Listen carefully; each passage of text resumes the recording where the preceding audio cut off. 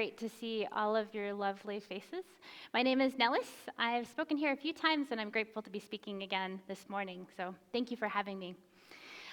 This last weekend was actually a really fun time for me, not just because my little brother's in town, but also because my wife, Suzanne, and we just celebrated our 11-year marriage anniversary. Thank you. Thank you. I waited for applause for that one. So if we go to the next slide, my wife and I have actually been together for 15 years.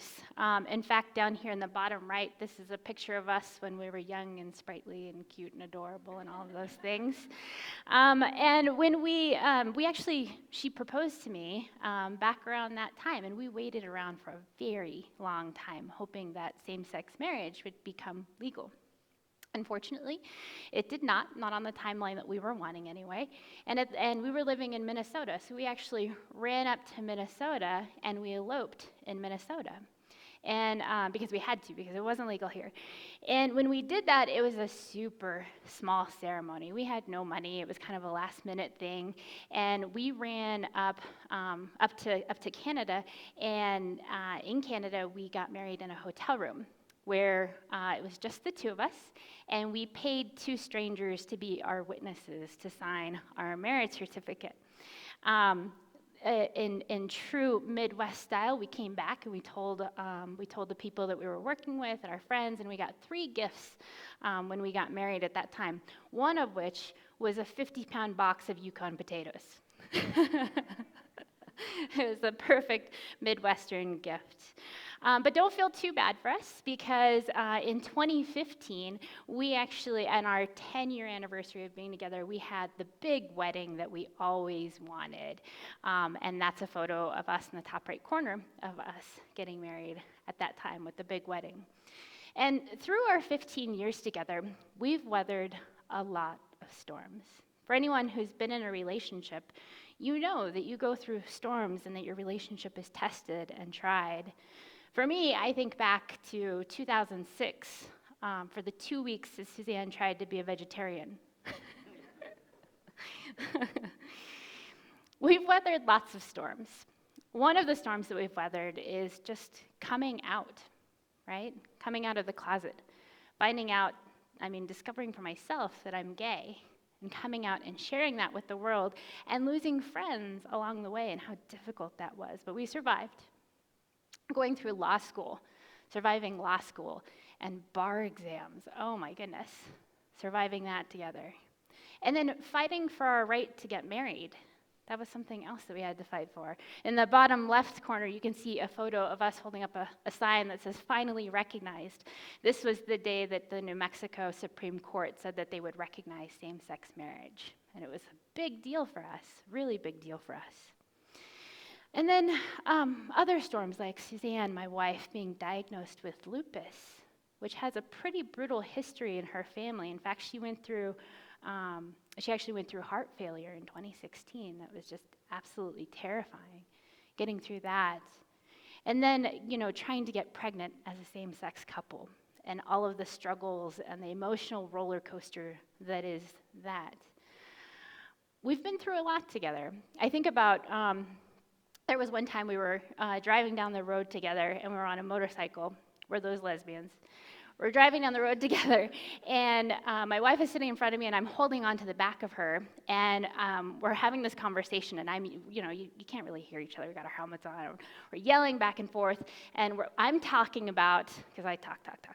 I'm talking, and I'm telling her about all of the different things that we've weathered. Of like, oh, and remember we did this, and we did that, and how hard that was, and how difficult it was. And for me, I'm going through all of these things, and I'm yelling them to her in the front, and I'm thinking, love is just, it's just so much fun. We have so much fun together. And we're doing all of this, and I say, love is just so, and she fills in the blank, and she says, hard. I think that's not the word I was trying to choose. Now we have this joke of love is hard. But it's true. Love is hard. And you really need a firm foundation for your love to survive and to grow and to flourish. For us, we have a solid foundation of loving good food. We love to eat. We also have a shared sense of humor. As my little brother likes to say, y'all really crack yourselves up. And we do. But we have a lot of other things that build a really firm foundation for us. One of them is communication. We are processors, two women in a relationship. We talk a lot. We process. We also trust one another, and we share with one another compassion and a shared faith. For us, we've also built our marriage on a triangle. So this is a triangle. Some of you might have seen something similar in the past, where we believe that God is at the top of our lives, right? And that Suzanne and I are down here, and that the only way for Suzanne and I to grow closer together is if we grow closer to God.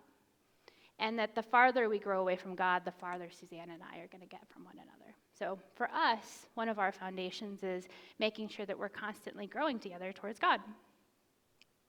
That's the key to our success in our marriage and in our relationship. Now, you might be asking yourself, you're talking about critical foundations, Nellis. Why are you talking about this other than to show outrageously expensive wedding photos that I get any chance to? We're actually talking about this because today's message focuses on the wise and the foolish builders. Do folks recognize or remember that story in the Bible? Perhaps? Let's go to Matthew chapter 7, verses 24 through 27. And I have that up on the screen as well, so you can follow along there. I'm going to follow along in the hard print here.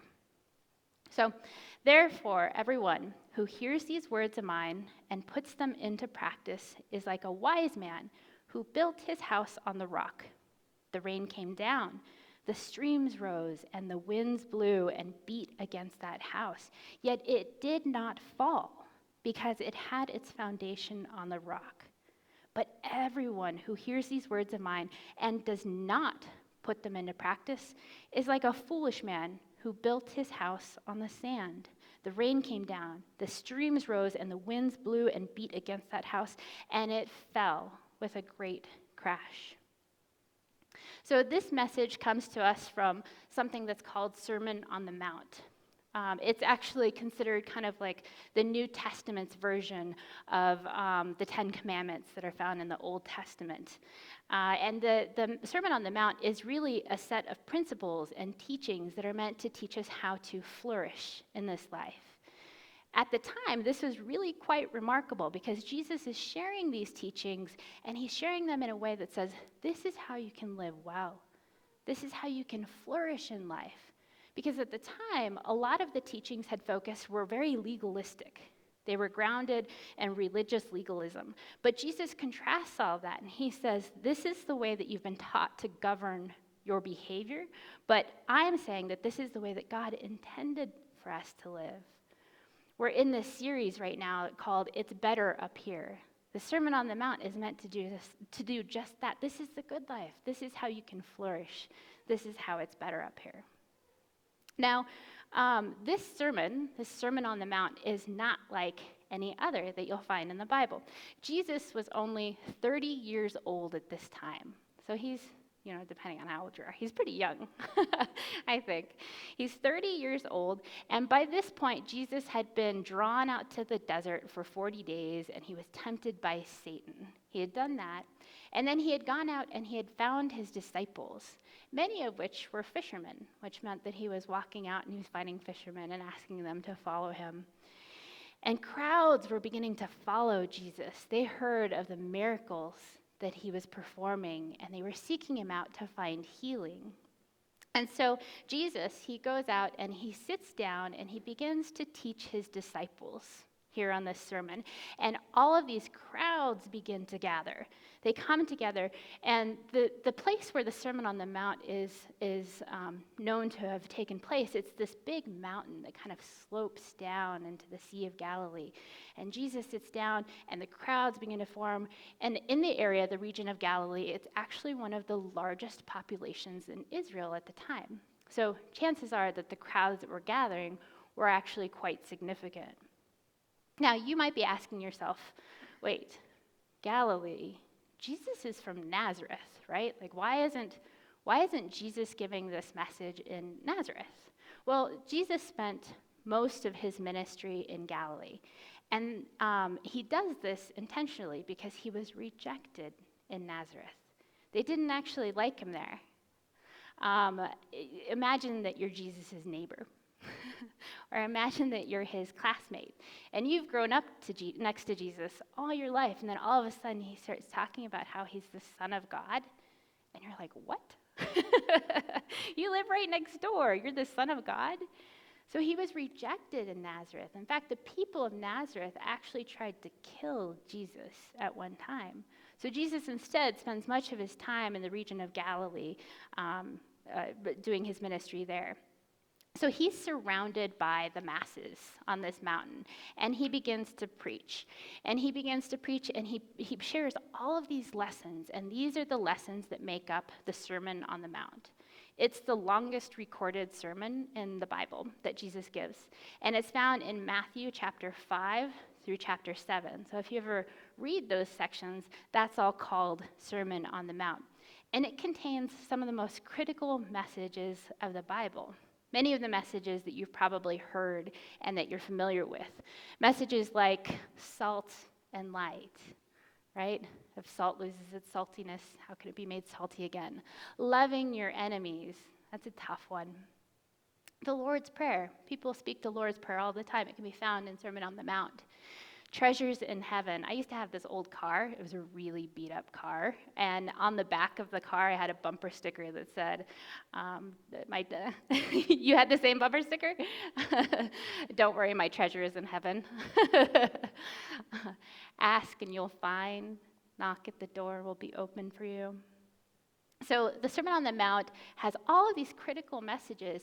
And if you go to the very end of the Sermon on the Mount, you'll find this story. This is how he chooses to end Sermon on the Mount, of the wise and foolish builders. So the wise and foolish builders. This reminds me of a really fun game that I used to play when I was younger with my older brother. We grew up next to some big dirt, like BMX hills that were in the shape of like a horseshoe. And they were big, huge. I don't know how big they were now, but looking back, they were really big. And it was a horseshoe of these dirt fields. And we used to play this game. My mom had gotten us like this massive box of popsicle sticks. And our game was, you could have 5 minutes to build forts on your side of the horseshoe.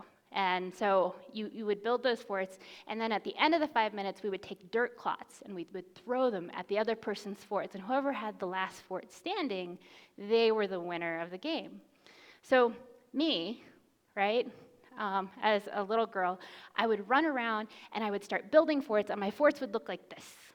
And I was like the sweaty little kid, like out of breath and running around and building forts. And I'd build dozens upon dozens, hundreds of these little forts. And I was just so proud of myself. I turn around, I look at my forts, and I'm like, he's never going to get me. I have so many forts. And I'd be all proud of myself, smile on my face. And then I'd turn around and I'd look at my brother's fort, and my brother's fort looked like this. This is not that big of an exaggeration. My brother was strategic, right? He was the big dork that had like Machiavelli on his bookshelf or The Art of War. He was very strategic. And so he would build for himself a very firm foundation. His fort practically had a fully functional toilet. I mean, it was like a sound fort. And me, I can be the definition of impatient, of running around. I didn't take the time to build and to dig and to straighten, or to make it as strong as humanly possible. Now, you all probably know this story of the wise and the foolish builders. For me, I think about the story that the song that I sing to my little daughter at night. Wise man built his house upon the rock. Wise man built his house upon the rock. You want to sing the whole thing? Lauren's going to lead us in a song. The wise man built his house upon the rock. Foolish man built his house upon the sand. Foolish man built his house upon the sand. Foolish man built his house upon the sand, and the rains came tumbling down. Rains came down as the floods came up. Rains came down as the floods came up. Rains came down as the floods came up, and the foolish man's house went splat. Right? You all know the story. I see you all whispering and mouthing it out there. You all know this story. So there's this wise guy, right? And he's going to build a house. And so what does he do? He goes out and he has some siting analysis done. He's doing water testing. He's checking out local property values and tax trends. And then he built his house on the rock. That's what the wise guy does. And then you have the foolish guy, right? He scopes out some beachfront property and he's like, yep, this sandy spot looks good. I'll build my house here. So he does that. And then we all know what happens. The storm comes, right? This huge storm comes and it starts raining and the floods start rising and the wind is blowing. These houses are being hit and attacked by the elements on all sides.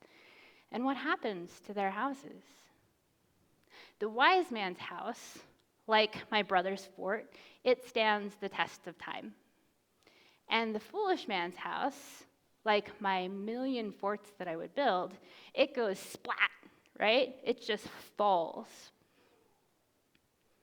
Just like the million forts that I built, my brother would throw dirt clot after dirt clot, taking down one by one. So what is God saying through all of this?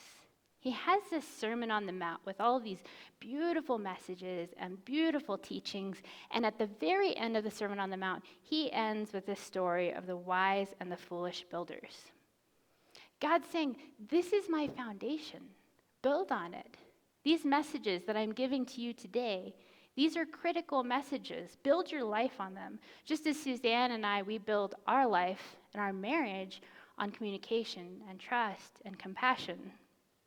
So take your time and give it some thoughtful intention. How do we do this? So if we look at the critical messages that Jesus shares with us in the Sermon on the Light of salt and light, if salt loses its saltiness, how can it be made salty again? This is about purity and living your life in a way where you refrain yourself from things that will harden you or that will trip you up along the way. Love your enemies, that one's pretty self-explanatory, but it's also one of the most difficult ones we practice. The Lord's Prayer, we have a direct line of communication to Jesus, to God.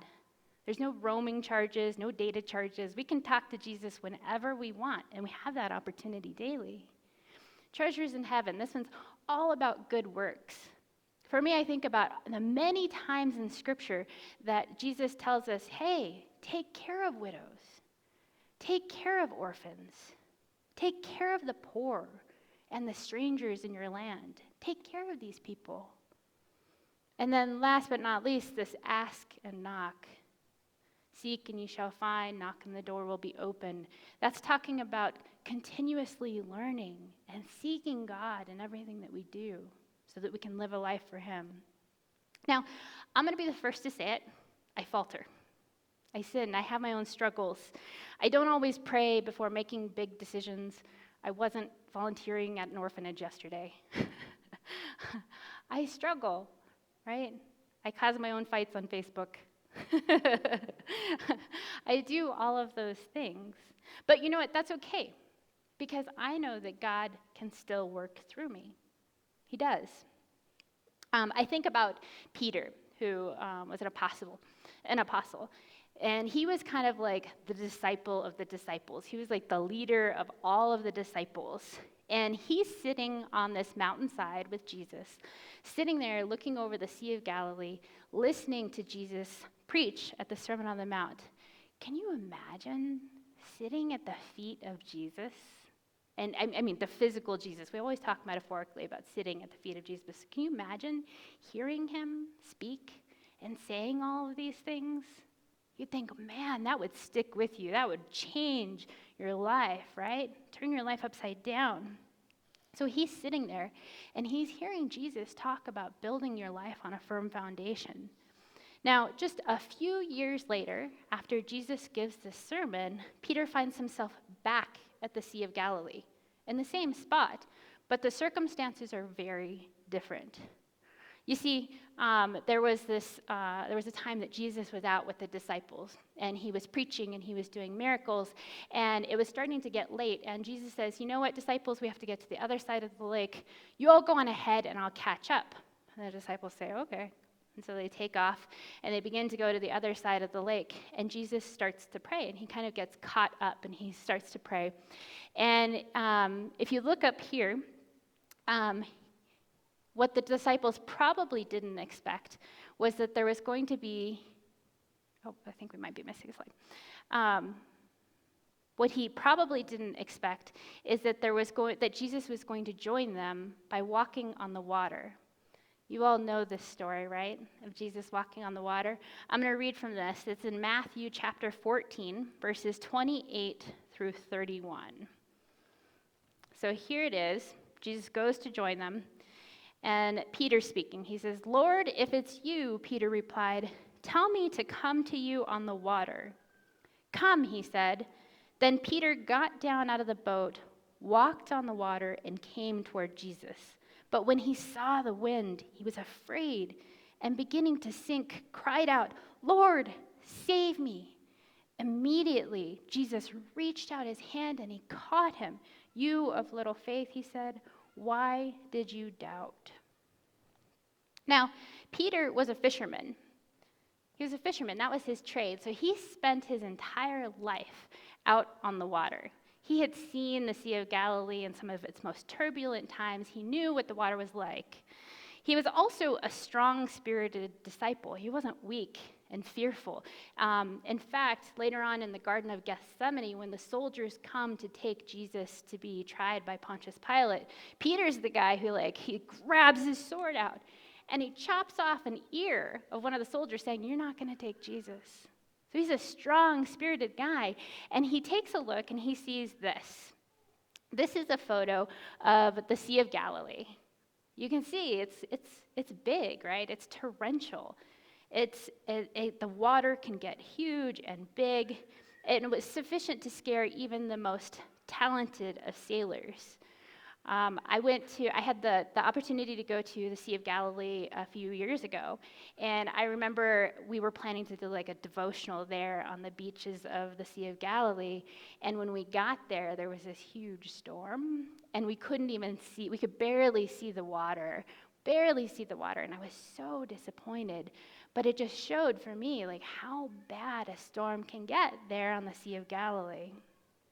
So Peter goes out to Jesus on the water. He begins walking to Jesus until he doesn't. Until he looks around and he becomes fearful and he starts to sink.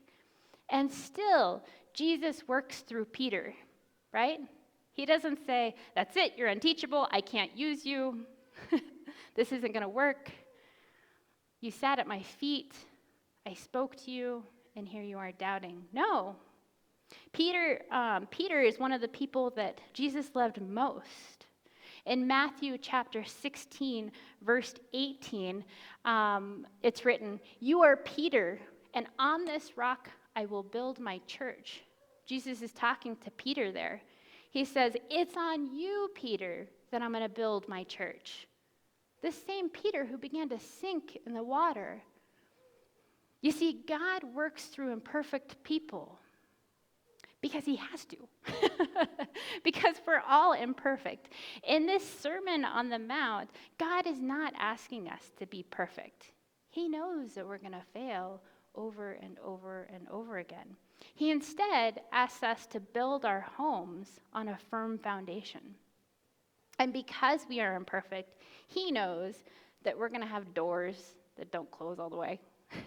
He knows that we're going to have floorboards that creak and shingles that flap. He knows all of those things, but he also knows that if we build our lives on him as our firm foundation, that our houses are going to stand when the storms come. Now, as we go throughout the rest of this week, I want you to remember that building a home is never done. I'm not a homeowner, so I'm kind of fearful of saying that because I do plan on building a home at some point. But building a home is never done. You're always going to need to replace the fridge or to replace the carpets, to fix the shingles, to remodel, whatever that might be. So as you go throughout the rest of your week and you're thinking about building your home on Jesus, I want you to ask yourself a question. This question up here. What is it in your life that needs a firmer foundation? And how can Jesus' teachings on the Sermon on the Mount help you as you do that? I'm going to end on a quote here. I don't usually end on quotes, but I really like this one, so I'm going to share it with you. It's from a woman named Amanda Williams, and she's the co-founder of something called She Reads Truth. And Amanda writes, "The words of Christ are life-giving. We can build our houses on them. His words do not merely impart rules for smart living, tips for a favorable outcome. The life Christ gives cannot be washed away by heavy rains or consumed by the rising tide or displaced by gale force winds. His word is eternal. So then, go ahead and build your life, build houses and meet neighbors and raise wide-eyed girls and boys. Let's live well this one life we've been given, but let's do so on the only foundation that will last, the gospel of Jesus Christ. We are forever secure when our home is found on him." How beautiful is that?